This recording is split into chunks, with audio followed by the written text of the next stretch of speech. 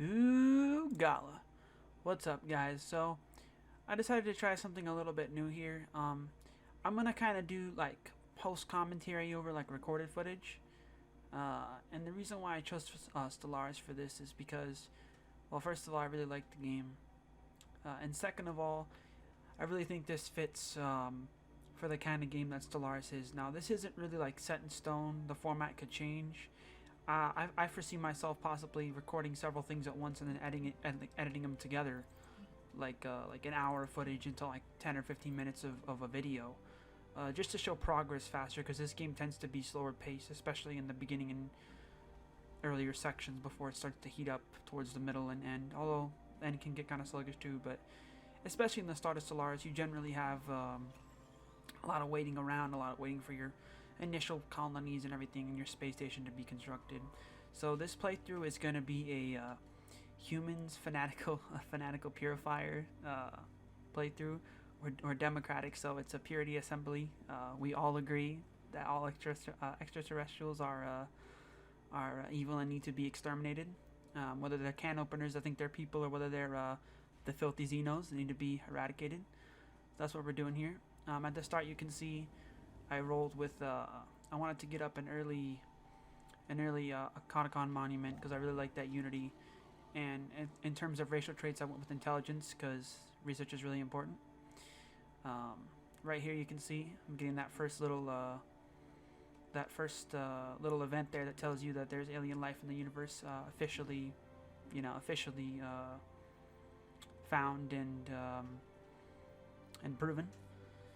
I'm just gonna get up some early mining stations right here, and my plan is I'm gonna try to secure maybe 5 or 10 colonies, and then I'm gonna try to boom really hard and just like go high pop off of those. So I'm gonna play tall initially, kind of, but then I'm gonna go really wide in the mid game after I kill off a couple civilizations and really take a huge chunk of the map. I'm gonna cover a little bit more about what kind of settings I'm playing on, and how I'm gonna try to run this game. So I'm playing on captain difficulty, not really that high, I know, but I didn't want to go too high because I just kind of wanted this to be pretty chill. I'm running medium-sized galaxy, I believe, so 600 stars, with just like basic civilizations. So I should have 9 alien civilizations with 2 fallen empires in the game, I'm pretty sure. And the timing of like the end game victory score screen and the mid game and everything, all that's standard. So 2300 and 2400 and 2500 and all that standard. No mods or anything. This is a vanilla run with all the DLC though. I own all the DLC. I actually like the little ancient. Is it Ancient Stars or no? It's not Ancient Stars. It's or is it? It's whatever the DLC is for the little relics and the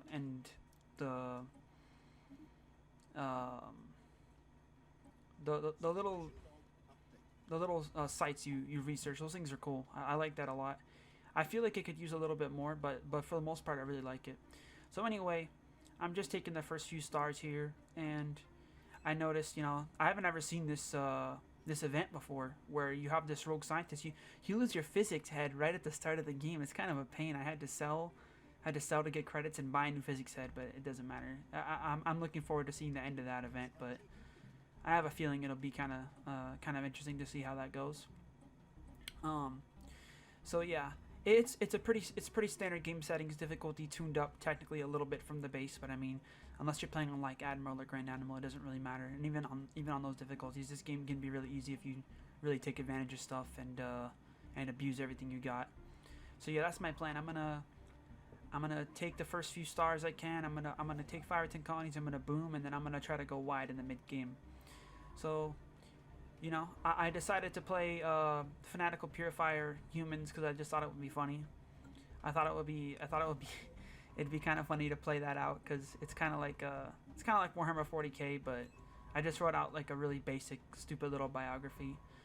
It didn't show it at the start there because it shows like it just shows the generic like, oh, you've gone to the stars and now you're gonna explore them. It just shows that or whatever. But I just wrote out this like super generic like humans want revenge thing where like New York City and like all these other important like urban centers on Earth like got attacked by aliens over the course of like several decades, it led to like a xenophobic like mindset and mentality developing on Earth that wouldn't otherwise be there or whatever. And that's kind of like the backstory behind the fanatical purifier humans in this game that we're role playing as, I guess. I opened up with Discovery. It's probably one of the strongest trees in my opinion. I'm not like a pro Stellaris player or anything, if that even exists, but I do tend to have my playstyle. So you'll notice I'll do things that are inefficient. You know, I'll save up resources too long. Like I'm sure you're gonna see several times in this footage where I just have Unity sitting there for no reason, and it just sits there, and I don't spend it for like 30 or 40 seconds. So like whole months or even like half a year, like a year is passing before I take a policy. That just, I lose track, and then I just go back and I take it then. I have traditions and ascension perks and like stability alerts. I have those all disabled because especially the stability, like if you're playing war and you have like 5 or 10 planets, like it gets annoying seeing like a million alerts on the top of your screen every 2 seconds. So I have all that stuff turned off because I just prefer it to be turned off. But yeah, I mean, I have a feeling this is gonna be pretty cool. Like I just wanna try this as a different form of content because I foresee this being kind of fun. You know, I could see myself sitting down every day to record one of these and bring this to you guys a couple times a week. I plan on doing this hopefully every other day and try to get a review up maybe a few times a week, maybe 3 times a week.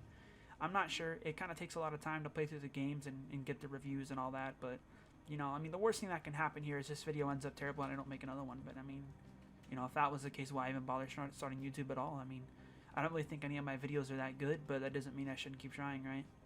So I'm going to open up with Science Division here once I get the policy. Oh, yeah.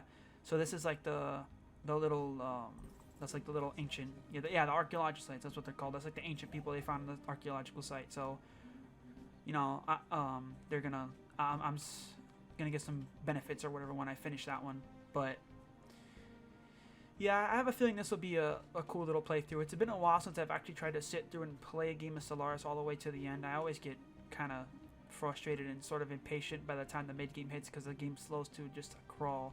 I mean, I'm like that with Civ 5, and that game can be faster than this game if you play with the right settings. So this game's slower than that game. So you can imagine how often I quit a game of Stellaris before I finish it. But I'm really going to try to finish this one, and not just because I'm recording it. I want to play through a vanilla game of Stellaris and actually beat it. Oh, and just so you know, in case you didn't recognize in the beginning settings, you didn't see it, this is on Iron Man, so there is no saves coming or anything like that. No saves coming, and I might even get some achievements. So, I opened up with intelligence, and I also noticed if you notice with my starting text, I took all the starting texts that give you 20% to research, because research is really good in this game, and it's kind of like a win more thing, you know. The faster you get research, the more you snowball. The faster you unlock important techs like star-based upgrades and you know, and like ship size increases and stuff like that, as well as like important important like percentage, like the end game percentage multipliers, like the laser damage, missile damage, admin cap upgrades, stuff like that. So you know, in the beginning you just get a million of these little events, and I try to keep them on screen a little bit so people can read them. But I mean, I've read a lot of these like literally like 20 or 30 times, so I'm not going to read them out. But you know, if you want to read them, you can pause the video or just, you know, glance over them while we're going here. But yeah, so let's check out. So it's a medium-sized galaxy. I got Bernard Star and Alpha Centauri right next to me. It's cool. I have an archaeological site in Alpha Centauri. I got a colony there. I'm gonna for sure colonize that here in a little bit. And as well, I have this little event on the side here. It has a bunch of stars marked. And because, you know, it's just post commentary, I can tell you, yeah, you're gonna get to see how that goes in a little bit here. But right here, I decide to increase my fleet. I don't like sitting on 130, like that little 130 fleet they give you at the start of the game. I don't like sitting on that forever. I really prefer to have a bigger fleet. And it's partially a habit left over from, people remember, this is pre 2.0 Stellaris, before they changed piracy, when you would have like that, man, that thing was so annoying. That forced pirate event where you would just get pirates in your borders, like at 2210 or whatever year it was, or maybe it wasn't a year. It was like based on like how much like score you had or something. I don't know what triggers it, but you always had that forced piracy event that would spawn that little piracy. That it's always like, it was like always like a 250 pirate fleet or whatever. It was 200 plus. So if you set your base fleet that used to get at the start of the game, they would lose. So what you do is you would just build like 4 or 5 ships or whatever, and that was enough to kill the initial fleet, and that's what you would do. if you were trying to be like max greed and not have a military. But I build up, more than that, and not just because of the old habit, but also because I just like having a nice little standing army right there, especially because I'm going to be playing really aggressive this game, obviously, as a fanatical purifier. So right there, I'm changing my tech off of the thing, off of the society research tech when it finishes. I'm getting a bunch of little anomalies and research projects all over the place. I'm just kind of going through them, special projects. I got the little derelict ship right there. Gonna research that. So, you know, it's a really cool game, and I'm looking forward to seeing if I can really beat this save. I don't really think it's gonna be that hard because it's on Captain, but I mean, at the same time, I can't save scum because it's on Iron Man, so it might be a little bit more difficult than I'm thinking. And one other good thing about this is it'll be fun to see where this goes because of Iron Man. Like I mean, I could lose a war, I could lose territory, might have to, might have to play differently than I'm expecting. It might add a little bit more challenge to the game than I'm used to. And not only that, I usually play heavily modded, and to be honest, the mods sometimes kind of make it easier than it should because there's like way too much stuff in the mods. Like I play with like 40 or 50 mods enabled. I can't even name all of them. It's stupid. I have to sit and look at the list and read off each one over and over until I have the whole list. But it's like I play with like expanded like Solaris traditions and like Ascension perks, and I play with NCS2, like all the ship upgrades and that stupid starbase upgrade, the solar stronghold. I think that's ridiculously overpowered. I play with that, which is usually just to the player's advantage because the player's gonna get there way before the AI can. So you can have these uncrackable starbases that the AI can just suicide its fleets onto, but you can break theirs because you have like a 200k fleet just sitting there or whatever because you're so far ahead on technology and resources at that point that it's inevitable that you're gonna win. But without those kinds of mods, the game becomes a little bit different. It becomes a little bit more standard. So I'm finishing all of my researches here, the initial ones, and I start looking around. I'm gonna go blue lasers, and I know that additional Unity perk is like really worthless because the +2 is like so like they need to update that tech, man. That tech needs to be like +10 or something because it's not worth it in the early game to get that tech really. If you think about it, that was back when you got like 4 or 5 Unity a month or something like that. That was back when it was like a 20 or 30% increase. Like, oh, that's actually kind of like a lot. But now you build one monument, you have 20 Unity a month. It's like, why even bother with that tech? But I get it anyway because I like to get the tech. I like to get all the Unity techs. I'm like a Unity fiend. I like traditions in this game, and I like getting a lot of Ascension perks. So you're gonna see me like every colony I build. I usually try to start with an Katakana monument, and I try to upgrade it when I can. Should try to max out the Unity because once you start to get in the mid game and your Ascension, not your Ascension, your admin cap goes super high, it's kind of impossible to really get it below unless you're willing to play small. And I don't play small in a game like this. I play huge. So once you start going wide, you don't go back basically. And because of that, you really need that Unity early to try to get the early Unity advantage and unlock everything as fast as you can before you start to hit that crawl where you get like one trade every like 10 or one tradition every like 10 years. And once you get to that, you're never gonna finish a tree. So this little series, I'm gonna try to do like 10 to 15 minute segments, and I'm gonna try to do them every day. This might seem a little rambly, but I'm just gonna try to talk over the game and just sort of show my thoughts and just let things progress naturally. I'm just gonna try not to stress out about it too much. Probably gonna cut this little part here in a minute here, but here we have the Grenur ruins. These little ancient people left behind a bunch of stuff in their archaeological site or whatever. I remember I finished that one when I played. I only played this for like 30 minutes, and then I cut it. But yeah, oh yeah, and here we might as well here. This will be the part where we cut it when it finishes this event. That's where we're gonna cut it, and it's gonna finish it here in a minute. I remember now. Yeah. So see, you get to the little physician, and you talk to him because he just randomly disappeared. You ask him, and he tells you, you need some time away. He's looking for the window. Generic.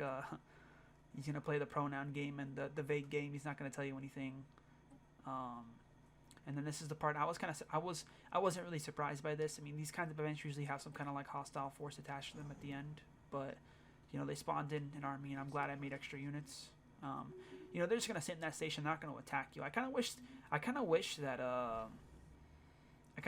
events like that attacked you more often because it would make you be a little bit more proactive with enlarge, growing your military. But either way, we're gonna wipe those out next time, and we'll let that be the end for now. So I guess I'll ask you guys to tell me what you think about this, and yeah, for now that'll be it.